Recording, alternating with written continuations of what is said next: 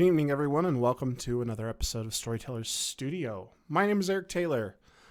This is our weekly tabletop RPG talk show where it's on Monday, but we count it as the end of last week and we decompress from last week. So that's what we're doing, even though it's the beginning of this week. Deal with my weird schedule. You'll be fine. I'm going to introduce our cast, and then we're going to get right into talking because that's why you're all here. We're going to go top right today, starting with the one and only Matt. Hi, I'm Matt. You can find me on Twitter at orcish1_83. Happy to be palling around with you guys. We like when you're here quite a bit. That's why we keep bringing you back. Underneath, can I please, from the subs, get a Game Beast in chat for the one and only Game Beast, Sarah?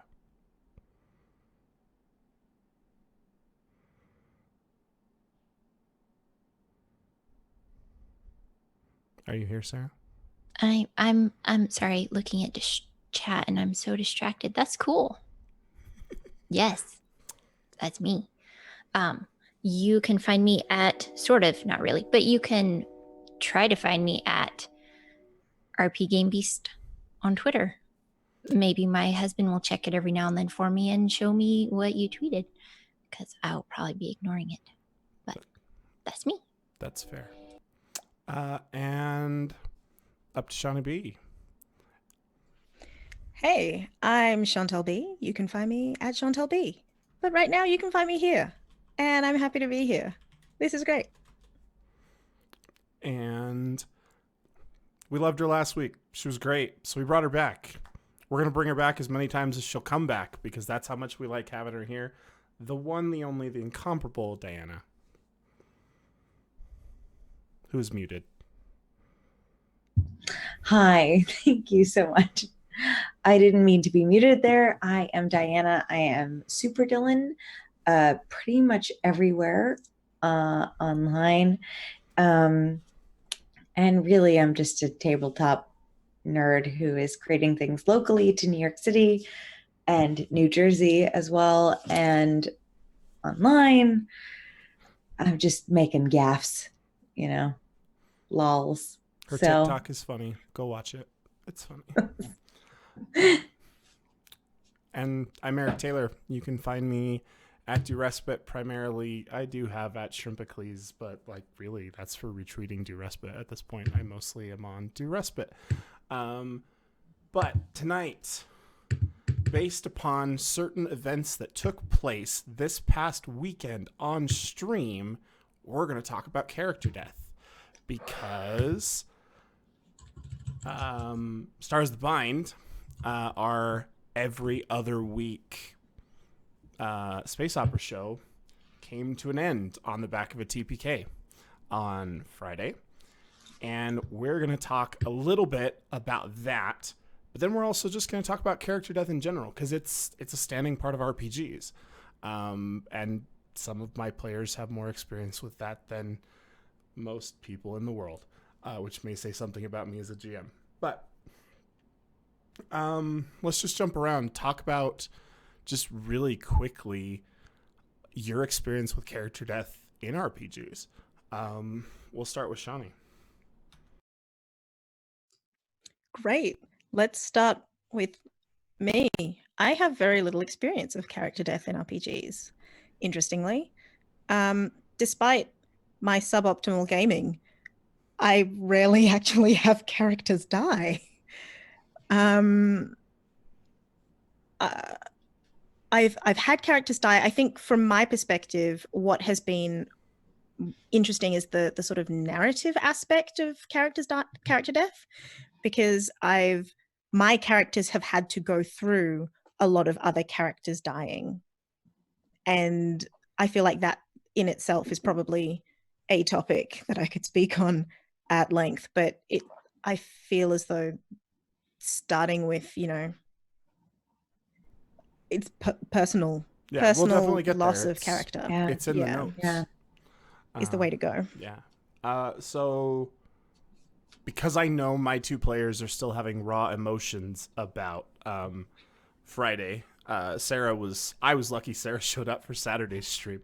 I think But let's talk to Diana a little bit. Mhm. Tell us about an experience or just your general experiences with character death. Sure. So, I've experienced character death on both sides of the GM screen, but I would say that there are two distinct, of all the times I've experienced it, there are two distinct ways that it can go down. There are, if you really break it down, there's the unexpected character death, where the experience of that happening is something that is not anticipated by either the GM or the player, or it's an anticipated character death, one where the player and the GM have communicated at some point during the game that this would maybe potentially lead to this circumstance.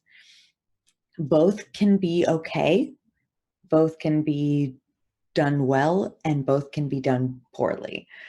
Like there's no right answer to that. I've had both of those situations be disappointing, and I've had both of them be epic, unbelievable storytelling moments.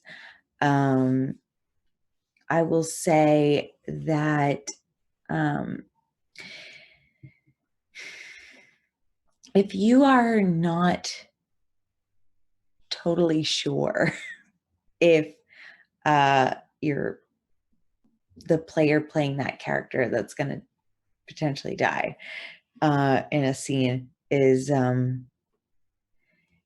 gonna, if you don't know exactly how they're gonna react to that, which I guess we all don't necessarily know, but if you don't have a good line open of communication, you don't know exactly how they're gonna react to that, it can lead to it becoming more of a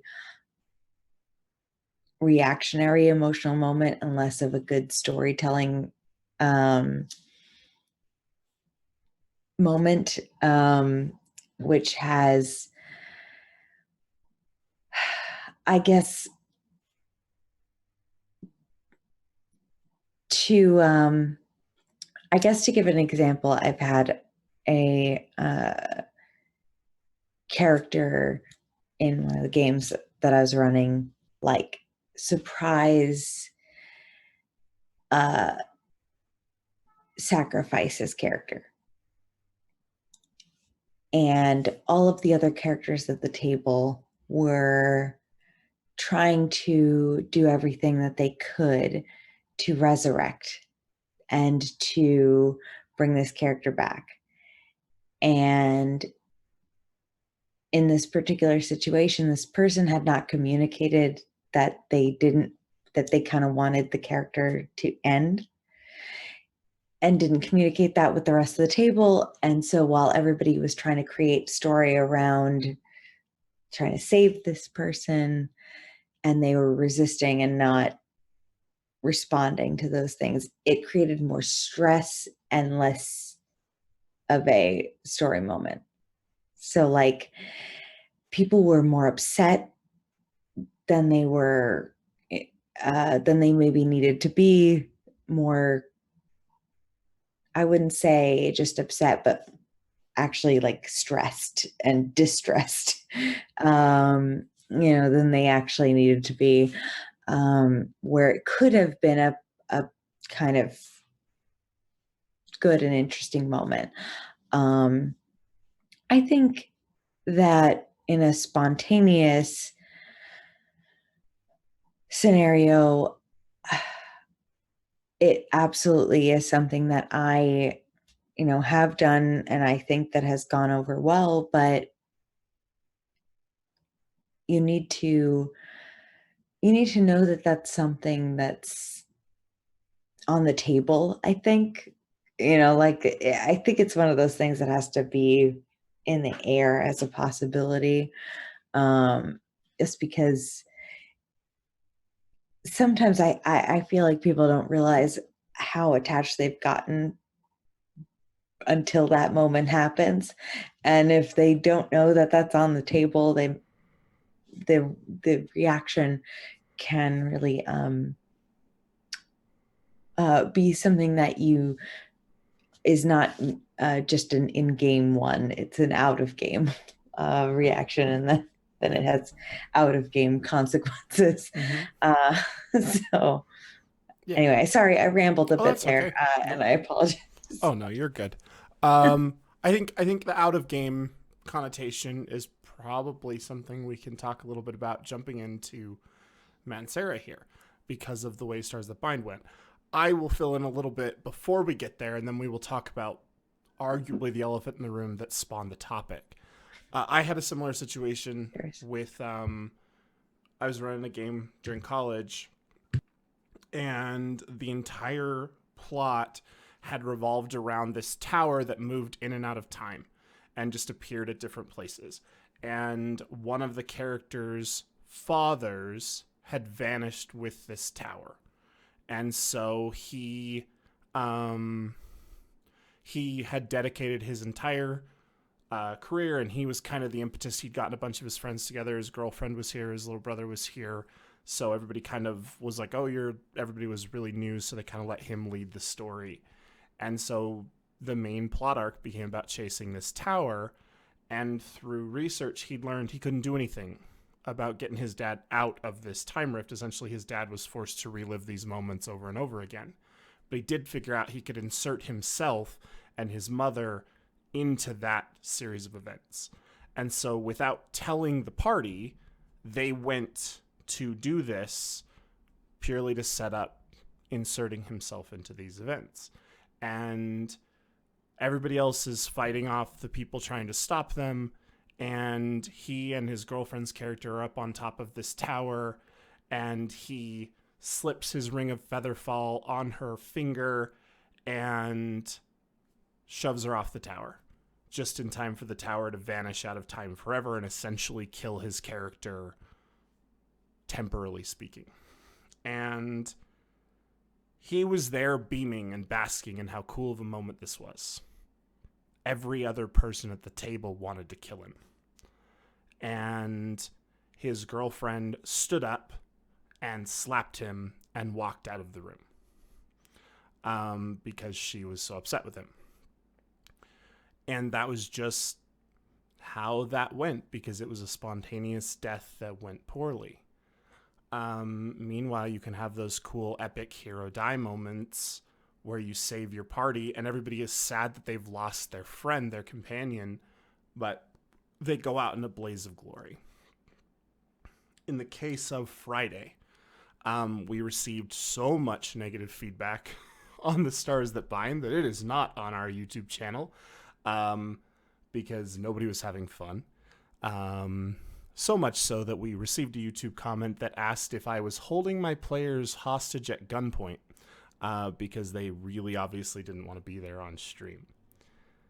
And due to consequences of choices, the party was spread out across a starship and got picked off one by one.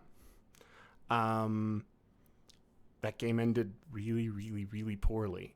So let's talk a little bit to Sarah and Matt about dealing with that character death. And then Sarah, as the person I know who has had the most character deaths in the history of their RPGs, let's talk a little bit, after we talk about Friday, just about your experience with character death in general. Because Matt, I think that was your first character death in 3 years.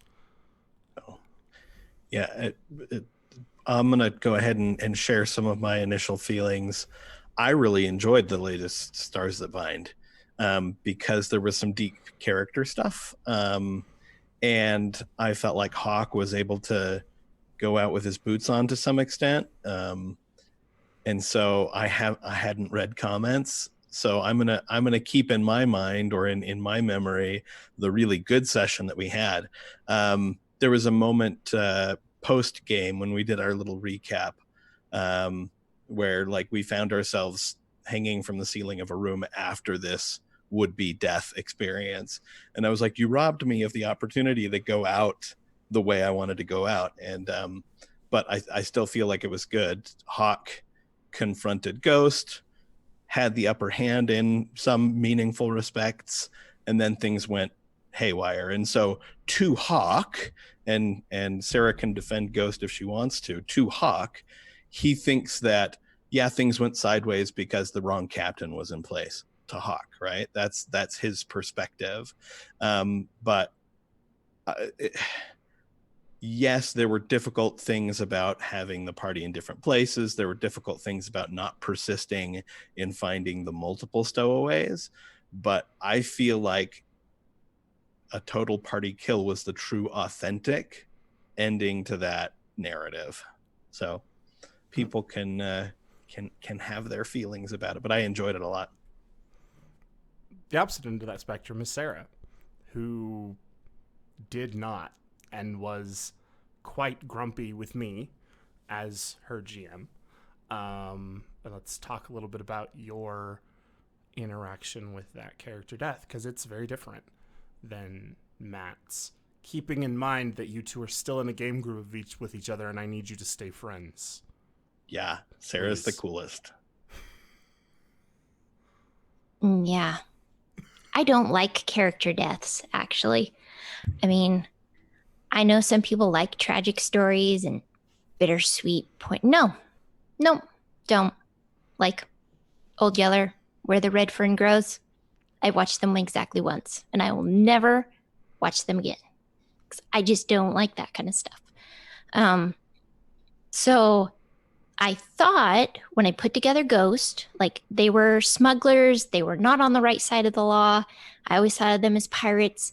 So like I knew things weren't going to end well in her story. So I thought I had prepared myself.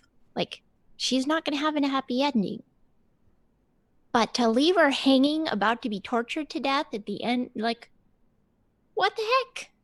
That was not what I was expecting, right? So I was upset. Yeah.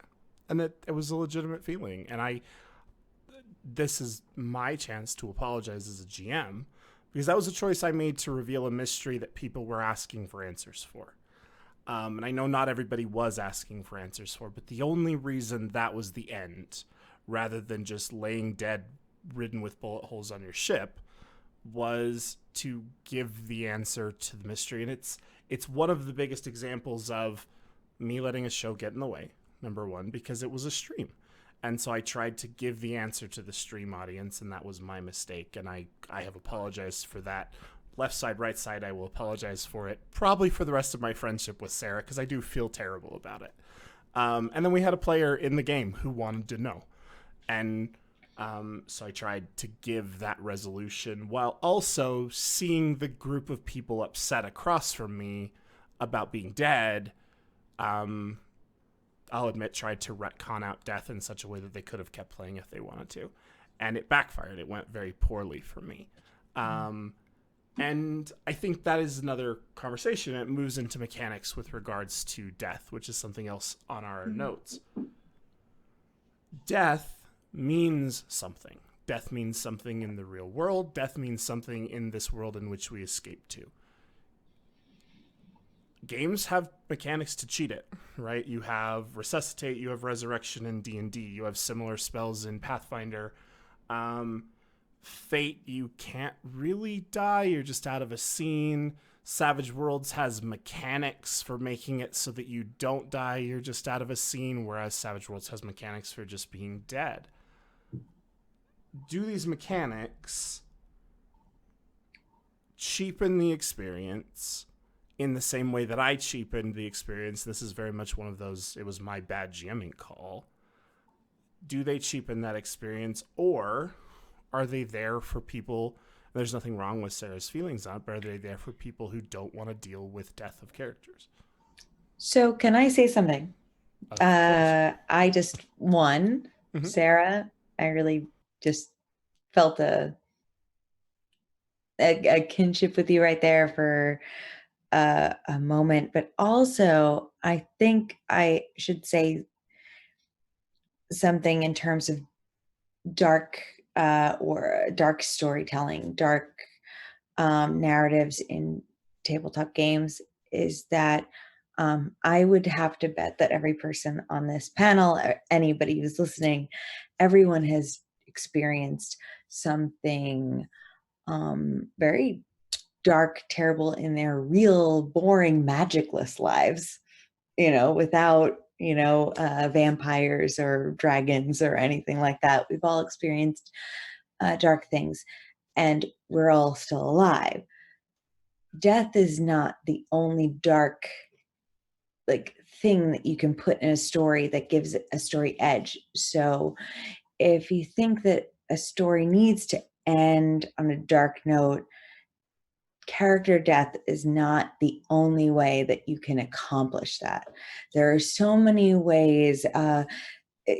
One of the scariest things is really realizing that your character was wrong about something, being left in that's one of the most, it's stuck with me for years, and no one died, is just knowing that your character had been wrong about an assumption about the world or something like that, or had saved the wrong thing, worshiped the wrong deity, whatever. There are so many different options for dark storytelling without putting an end to a character's life. And this is not at all a judgment on anybody who does tell a story that way. I'm just saying there are other avenues, and I think that I think that it's it's the one that everybody goes to. Is obviously it can be a good storytelling narrative, but it doesn't have to be the only one. And that's my little, I'm sorry. That's my little Sorry. Oh, nothing to apologize That's for. all Like, right. that's Well, no, the show, right? That's the discussion. Is you're absolutely right, and that's I guess another question. So let's move into that. Is death overused, right? Like, is that why games like Fate have come about, where it's just you're out of a scene? Is that is death now the trope in such a way that it's lazy storytelling to an extent? There's a game that I'm currently writing for, and it's called Enderwoods. And the thing that I really like about the way that the mechanics for that game are structured is that it's an investigative horror, which means that you are just searching, but you are expecting to be in a really dark place. You're expecting to sit in those dark, difficult feelings. But one of my favorite mechanics for it is that death is the last option. Death only happens when the players cannot find a way out. So they can keep challenging and challenging and challenging the GM, but at the end of the day, if they can't if they'll box themselves into a little space, and eventually they'll just go, I can't get out of this. And that is the only way that a character dies. More likely, what would happen is they lose so many elements of themselves that they no longer exist. And that's not the same as dying, really. It's more, being forgotten, which is horrifying in itself, really, when you think about it in certain ways. I think, to your question of whether or not it's overused, death in general, I mean, we live in a world where that is sort of the thing that we all know is coming eventually. We can't escape it. Therefore, any game that we come up with or any world that we come up with, there's the question. We have to question it, and we have to have a component that questions it, because I'm getting philosophical now, but we as human beings, writing a game or creating games or telling stories, it is an end. Like saying the end at the end of a random point isn't going to get you the finality. There's a finality to death that doesn't work for everything and doesn't feel as satisfying, if that makes sense. I also don't really like character death, but at the same time, I like narratively satisfying endings. So if, for a character that is death, then that's one thing. For another character, it might be, walking out of an airlock with no oxygen, which can also happen, which isn't necessarily death. It's, I got what I wanted because that's what I was trying to do at that moment. Like it's just about how that's characterized. And now I'm rambling as well. Like that's kind of where I end up on that one. A lot of the things that Chantel said got my juices flowing about like what I've seen, what's been difficult, what's been easy, what's been rich narratively speaking. And Chantel talked about she has experienced not her character dying, but dealing with the death of characters. And I've experienced some of that too, where the death can be most difficult on the survivors. So during one of my campaigns in the local group that Eric was running, I did some side gaming with someone who was kind of my would-be future fiance. And when she died, that was tough. It was tough to portray the emotion that was appropriate for the story. But it was tough because I had to have those emotions in order to portray them. And so I was, in true method acting form, I was feeling those emotions, and that's why I was able to bring them to the surface into the game. So for me, I would sometimes rather die than see a team member die, because then I have to still be that person who's a part of that crew who lost someone dear and valuable. And that can be really tough. I also agree with Chantel.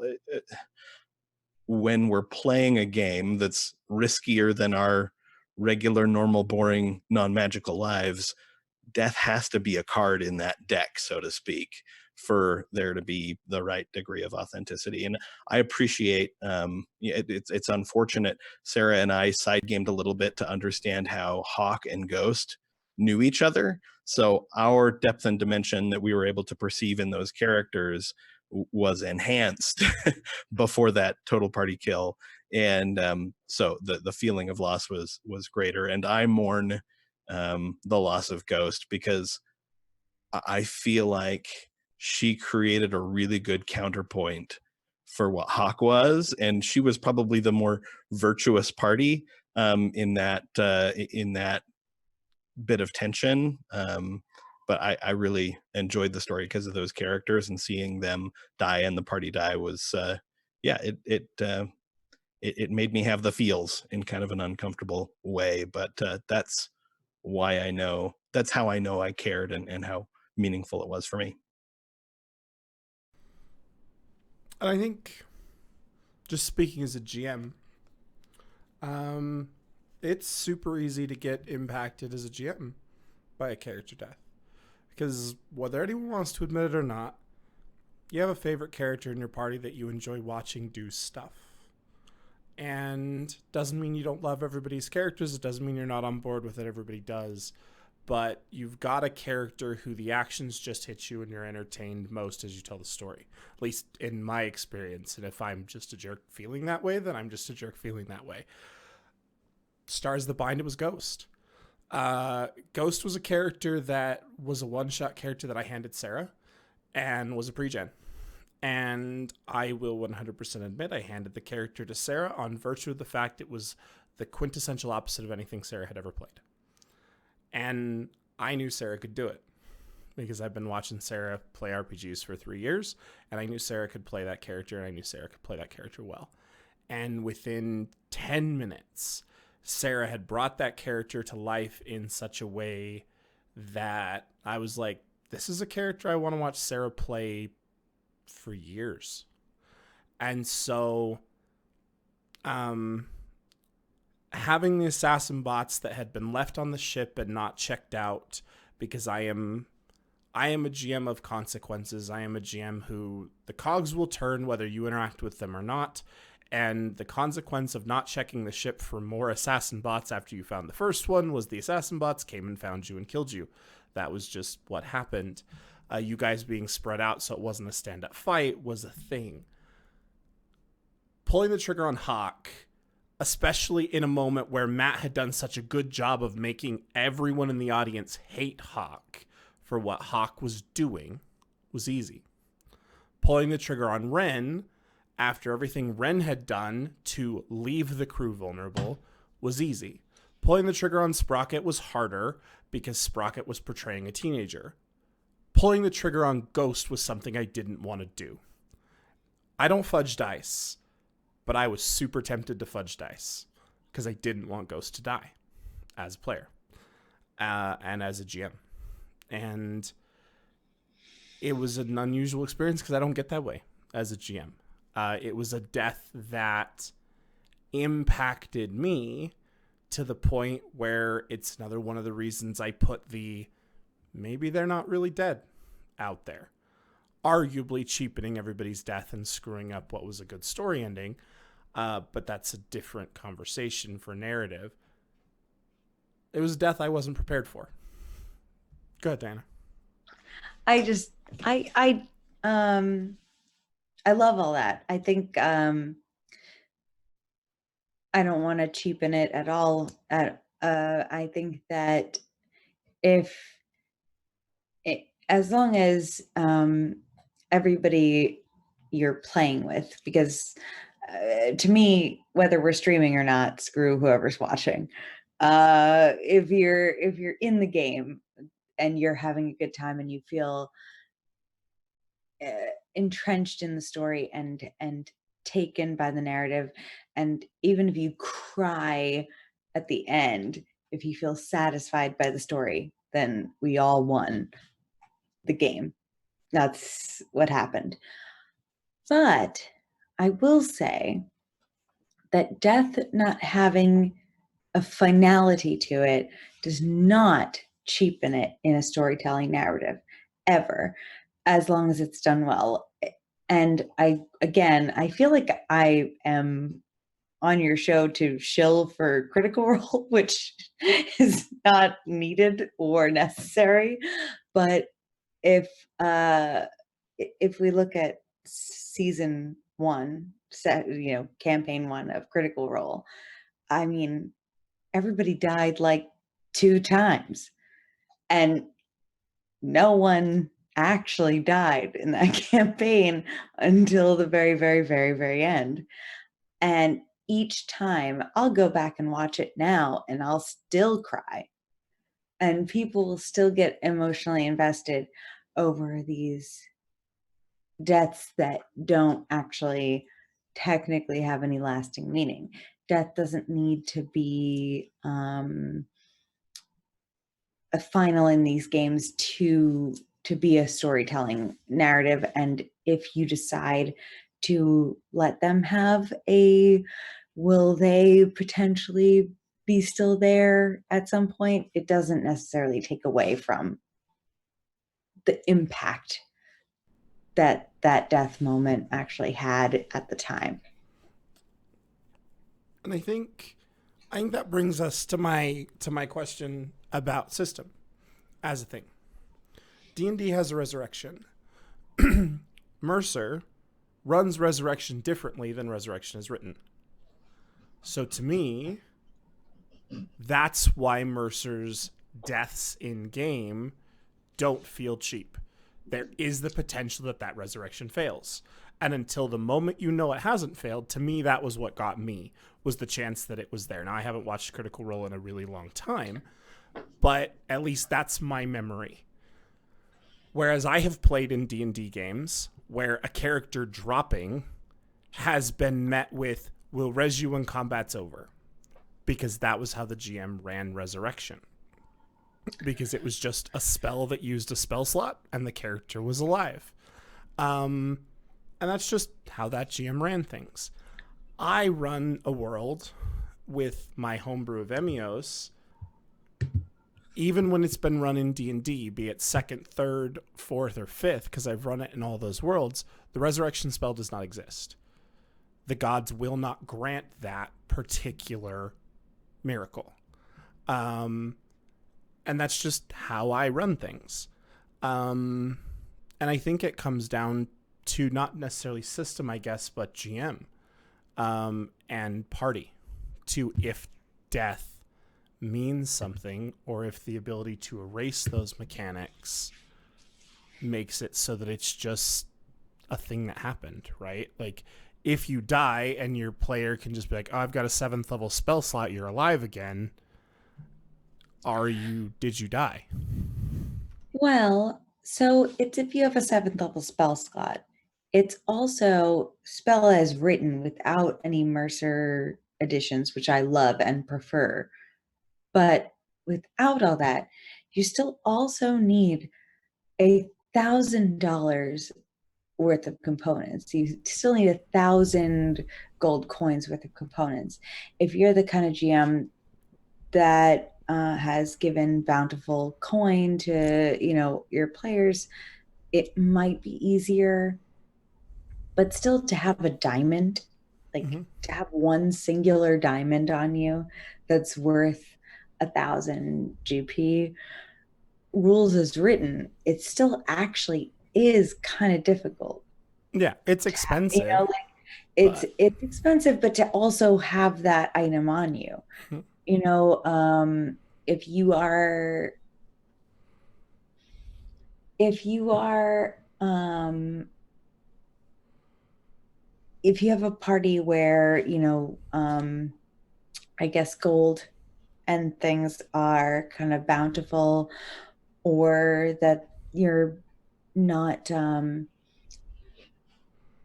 or maybe they keep everything on them all the time, or your GM doesn't run components, or they don't run components, but spell as written, then they have that. Right. If not, then yes, it's just a spell slot. I find that utilizing the spell as written actually makes it more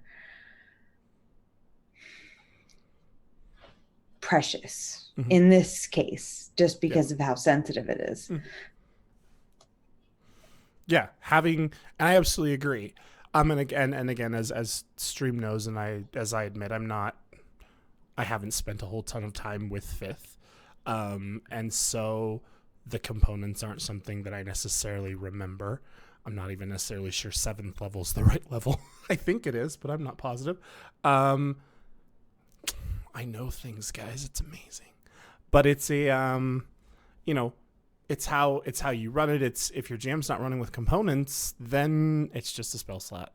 If your GM gives gold out like it's water, which I have played a lot of games that are like that in D&D, then it doesn't necessarily matter either. Savage Worlds, Sarah and I have a certain amount of disconnect. Sarah likes to play Heroes Never Die, which is a settings rule, which is a Savage Worlds thing where they're just modular slot-in kind of rules. And the rules behind Heroes Never Die is when you roll on the incapacitation table, so when you've run out of wounds to suffer, death isn't an option. You just, you will wake up. You'll wake up in really bad shape and have to be dealt with and those kind of things. But you can't die unless the GM and the player together determine that it is narratively appropriate in a way that will satisfy both people. To me, and this is a conversation Sarah and I have had on some level, that removes a lot of the risk from the game. What's to prevent you from doing really dumb things because death isn't a consequence? And on some level, that's part of what storytelling is. Storytelling is fantastical life, but it is still a life, and life is about consequences to your choices. And as a GM who runs primarily improv, 90% of my storytelling is based on choices and the consequences that the world generates in response to that.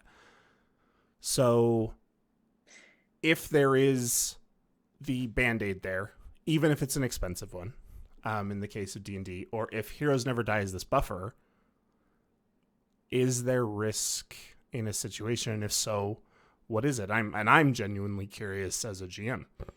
And Chantel started, and then I can see Diana chomping at the bit as the other GM. So Let's see what Chantel says. And then I want to hear No, from I Sarah. I want to hear Chantel and Sarah. Yeah. I want to hear from, let's start with Chantel and then we'll jump to Sarah because I want to hear Sarah's defense isn't the right word, but it's the word I'm going to use. Defense on Heroes Never Die.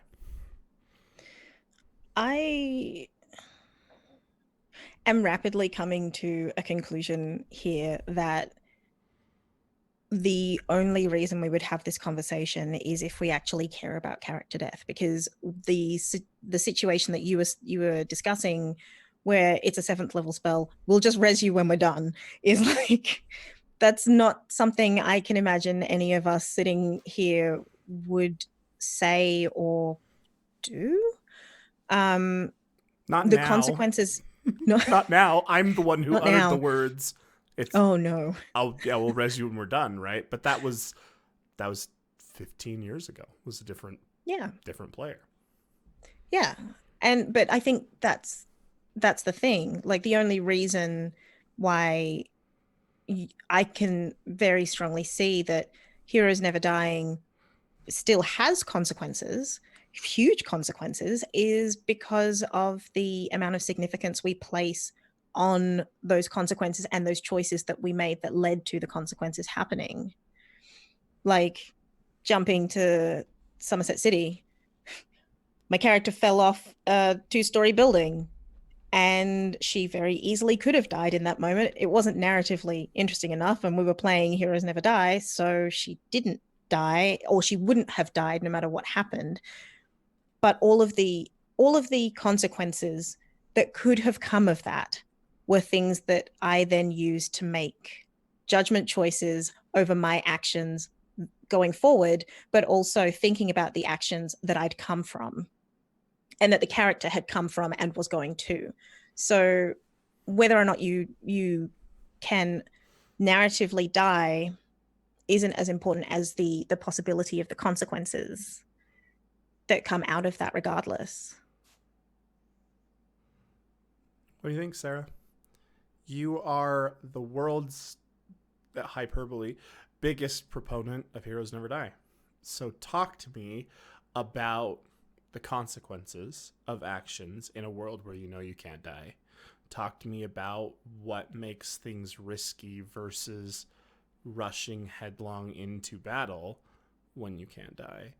And what causes you to stay in character and make choices a character would make versus just having plot armor to an extent.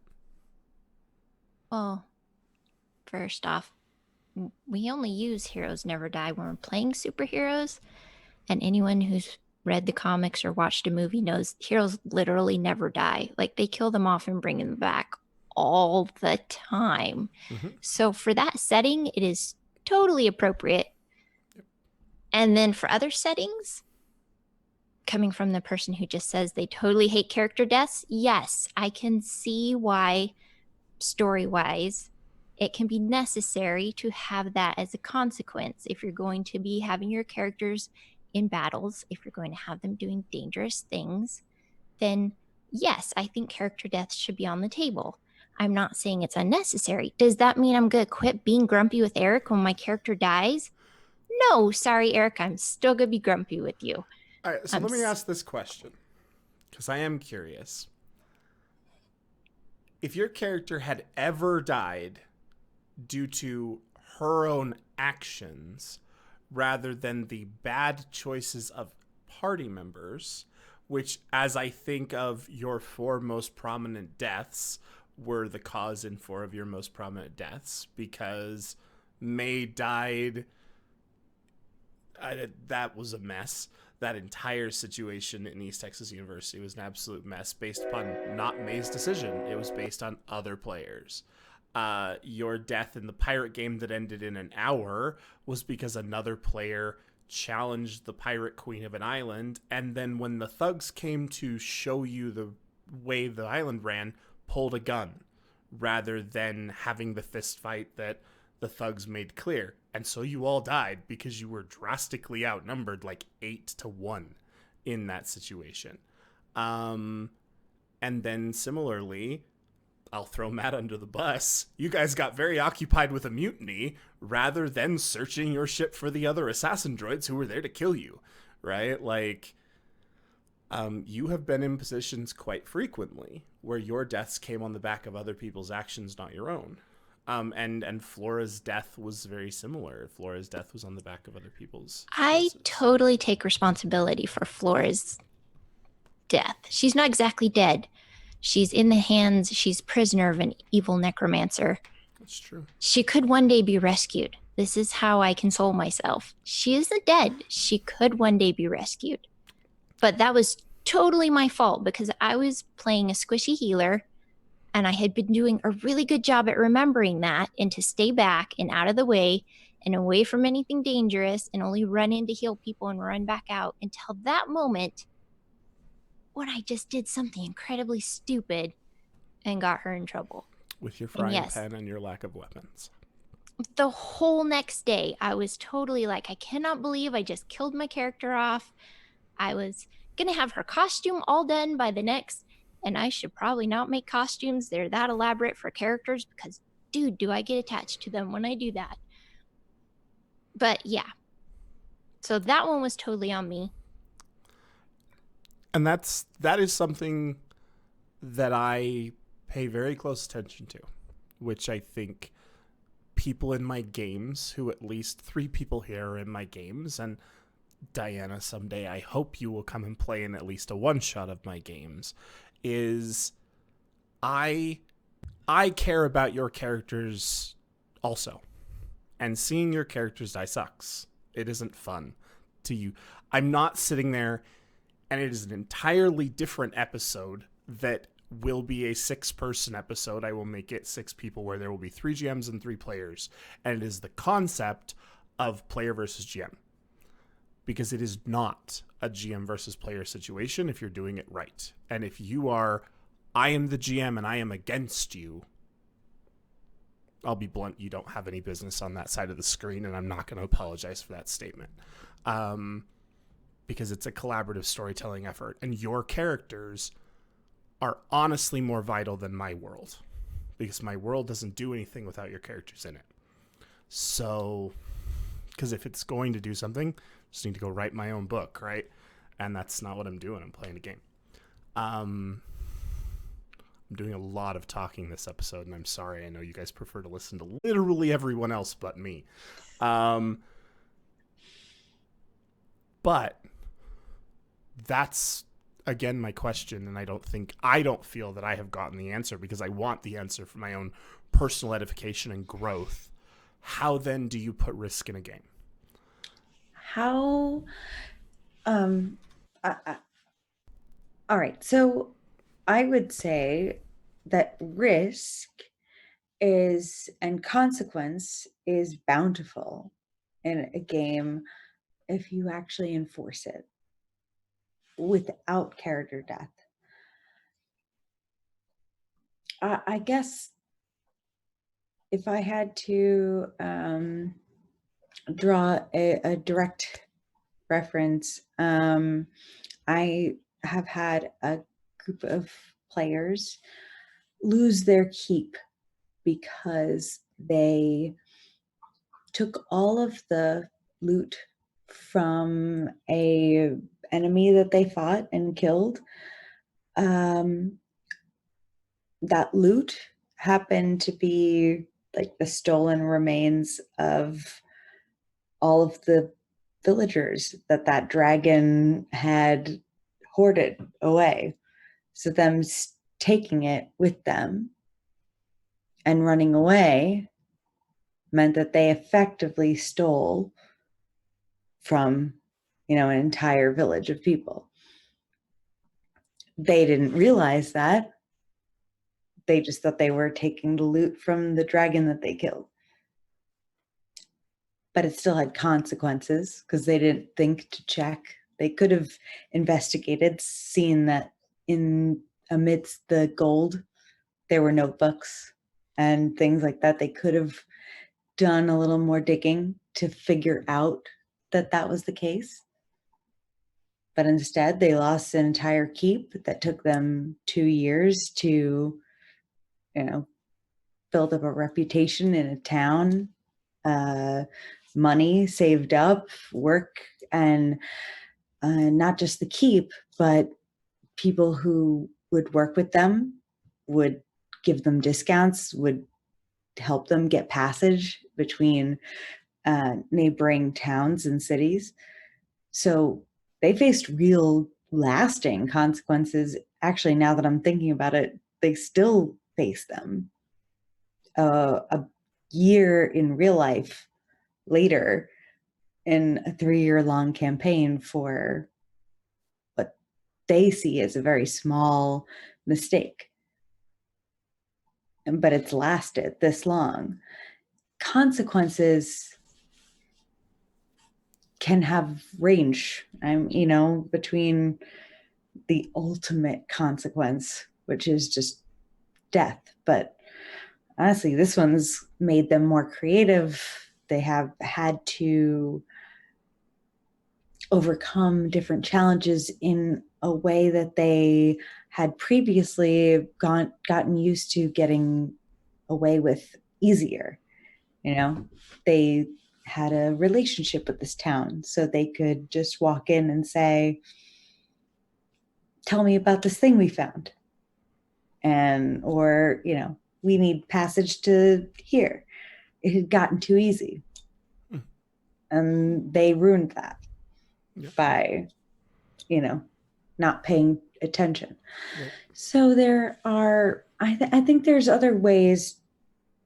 If you don't want to implement party death, there are other ways still to implement consequences that are narratively interesting, and that affect the party. And I say that as someone who does think that a character death can have its place in a narrative. I just think that there are other things that are narratively interesting, consequences that can create tension. Mm-hmm. Can I ask the GMs a question, I guess? I don't know if it's asking GMs a question or standing up for GMs around the world. By saying, in answer to your question of how to create risk or make players feel risk, that's not your responsibility. Or at least I don't see that as your responsibility. Your responsibility is to give me, or to basically give me half of a narrative, and then it's my responsibility to invest in that story and give the other half of that narrative. And if I don't do that, if I'm not investing in it, it doesn't matter what you do. I'm like, if I don't invest in it, it doesn't matter what you do. You can't make me feel something. I mean, to a certain degree you can, but if I'm not willing to invest in it, then you can't make me feel anything. So, Ghost's death, the only reason that it's so impactful is because Sarah invested in that. Sarah invested in that high stakes experience and went there, which says a lot about the relationship between GM and player, because it means both of you went to that difficult place between the two of you, which means there's a lot of trust between you in order to go to that place. So I think it's, I'm not even a GM, but I'm gonna stand up and say, no, it's a group thing to make that work. I think speaking for myself, and Diana can defend how she runs games. If you're not invested in my story, I've done my job wrong, right? Like, and I guess that's just how I look at it. You know me as my friend. You know my perfectionist level. You know the effort to which I put into it. You know how much somebody not enjoying a game will impact me for the next session. I came into Somerset not ready to run Somerset because of how Stars That Bind had gone. And it took me 25, 30 minutes to get to a point where I could. and be where I needed to be. And for me, creating that investment is yes, you have to choose, but I have invited you to the table because I believe in our ability to interact together in such a way that I want to run a campaign you're going to invest in. I am immensely particular about the group of people I am willing to run a long-term game for. I'll run a one-shot for anybody because it's a one-shot and you're not going to invest. We have a whole episode on that.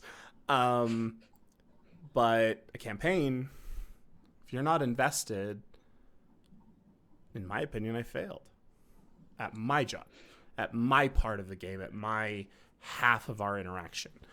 Because it's a social contract and it's a social interaction. It is a equitable transaction.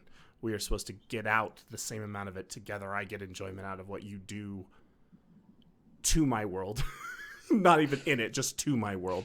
And you guys hopefully get enjoyment out of what the world gives you to operate on. So, and I apologize, Chad. I had zero concept when I set up this episode that we were going to be emotional. That was not, I know you guys tune in for this fireside happy chat, and that's not what you got tonight. So let's talk for a minute, because we are approaching Sarah Turns Into a Pumpkin Hour. Let's talk for a minute about a couple of the statements in chat. Frito, in my opinion, no. In my opinion, abjectly 100% no. A PC, Please read the statement. Yes. Yeah, as we don't a know new what you're player, sorry, as a new player still learning the ropes, are there scripted deaths or situation where a player has to die to progress the story? No.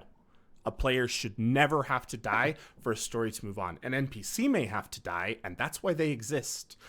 NPCs, and in my opinion, that's something I wanted to mention, NPCs are a great way, thinking about it, to create that consequence, that risk, in a way that will have impact, but you get to keep playing the game. Because, Matt, what happens if Hattie Marie dies? She'll show up in a different dimension. Well, besides that, in a game, what happens if Hattie Marie dies? The PCs continue playing. Yeah, but people will be impacted by Hattie Marie's death, because Hattie Marie is... That's true. Hattie Marie is a favorite character. If you look at Critical Role, what would have happened if Gilmore died? What happened, I believe, when Gilmore died, if I recall correctly. There was about 30 seconds of time that I'll never forget. Yeah. Where we thought he was. Yeah, people aren't happy. It's a thing because you fall in love with the NPC, but you're not playing. Yeah. And so for Frito, your NPCs are your catalysts. Your NPCs are your keys to your locks to progress a story through death. Again, Critical Role being what's on everybody's mind and what people know, and it has that massive following. Burning down the city, nameless NPCs became important in that moment. And so that's how you handle those, in my opinion. Let's take a second, because we are at the end of our wonderful hour together. This is one of my favorite parts of the week, to be honest. Is what are our stances finally on death and how to make it matter? And we're just going to go around the circle. When is death a good thing? When is death a bad thing? And we'll start with Chantel. We'll just go around the circle. I'll call people out. When's it a good thing? When's it a bad thing?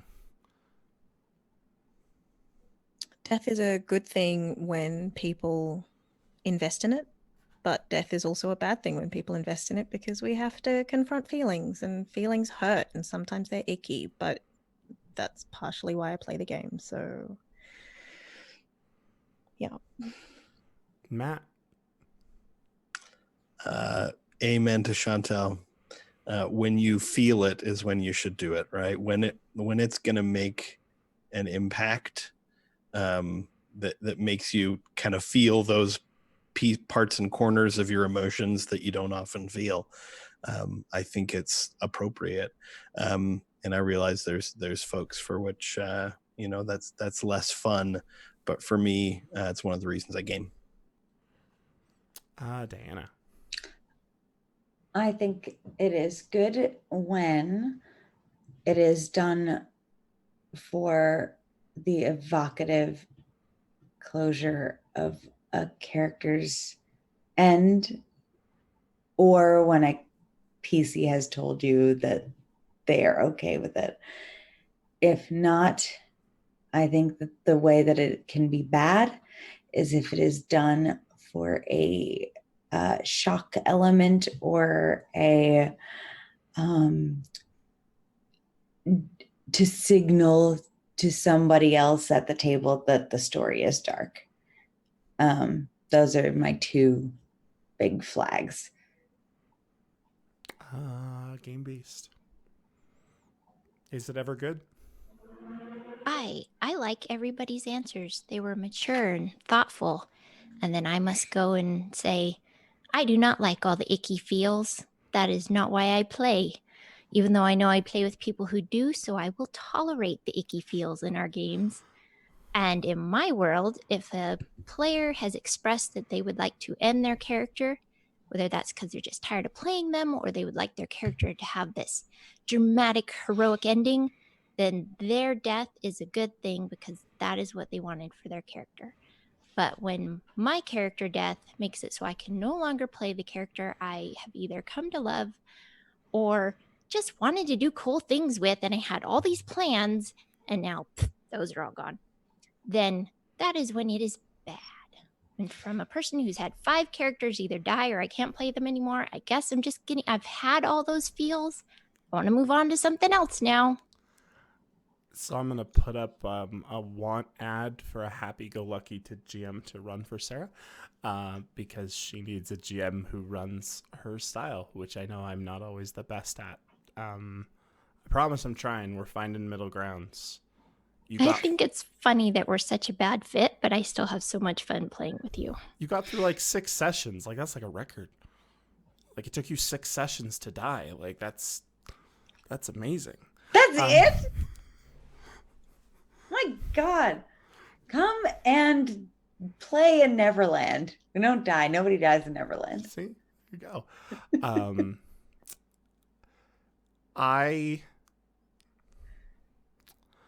I played a lot of games where death was just what it was, right? Like, I grew up in a world where consequences were consequences. And if death happened because you didn't fudge dice, if death happened because somebody made a dumb choice, then that's how it was. That's how I learned to play. That's how I run stories. That's how life has been, right? And so I admit that I run those kind of games. And I admit that playing with Sarah, playing with her husband, Jeff, playing with some of the other people I play with has taught me to look at things a little bit differently. And in the end, YouTube and chat, if you didn't like this episode, I'll be honest, I don't care because I learned a million things from it, and that's what matters. That's part of why we do the show, is I need a place to get some of this edification that I can't get when you're just sitting behind the screen kind of blinded by that.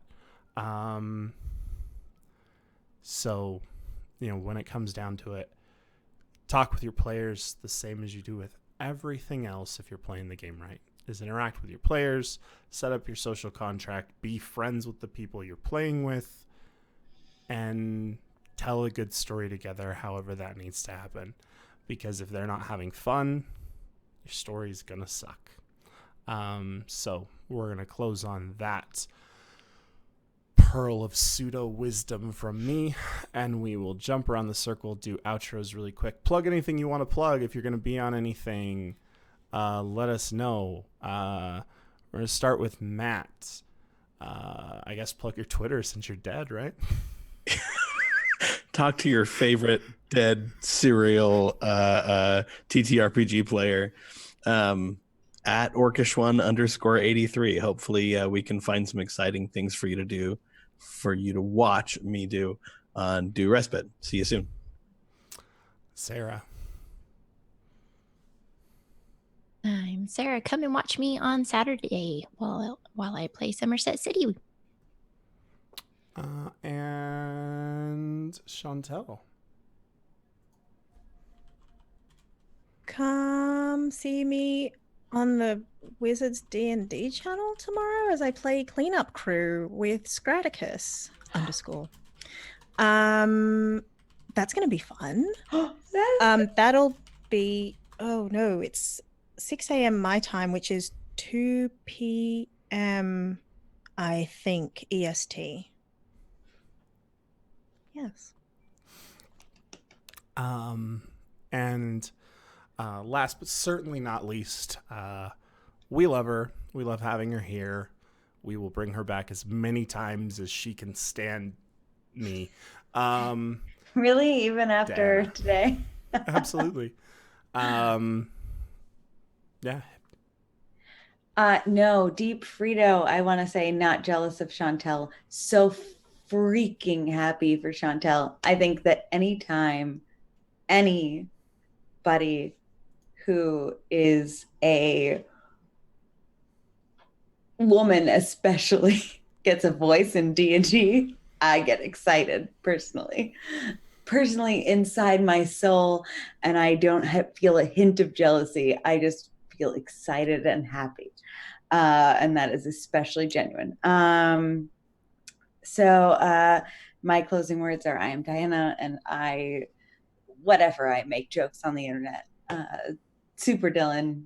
And if you're in New York City or the New Jersey area, and you need a GM or you want to go to a convention or an event, I am kind of the hub for that, for gaming wise. So you can reach out to me there. And Neverland is also. Neverland. Well, we're going to be releasing that soon, so I'll let you know. But you have your show, don't you? We do. It's going on in Welcome Party RPG. We're at session 6 coming up on Saturday. And that's on their YouTube channel. Okay. And I'm Eric. You can find me at Do Respite or at Shrimpicles, but primarily right now at Do Respite. Follow us on Twitter. Go subscribe to us on YouTube. You can find every other episode of Storyteller Studio there. We've talked about all kinds of things, and we will continue to talk about tabletop RPGs every week to anyone who will listen. Manjestic Beard, you made the best point of all. Like, that's what discussion's about, right? None of us sitting here all agreed, right? I mean, I run games for Sarah every week, and Sarah and I's opinions are polar opposites on character death. But that's why discussion happens, is you foster a narrative and you foster a friendship and you foster a dialogue. And that's what we hope we did here tonight. And we appreciate those of you who stopped by to watch. Next thing you can find on Do Respite is Wednesday night, 9 p.m. Mountain. Eternium Gate is back, and we will deal with the consequences of what happens when you open a portal and go through it. Because they did. They did, and they almost only sent half of them through because they hate me. So that was the thing. So we look forward to seeing you 9 p.m. Eternium Gate, my home world of MEOS. It'll be a good time. And until next week, when we are right back here in the studio with as many of these wonderful people as I can convince to come and talk to me again. I've been Eric Taylor, for Chantel, for Matt, for Diana, and for the Game Beast herself, Sarah. Good night. Good luck. Find a great group of people to play with and go invest in stories. We'll see you next time. Bye, everybody.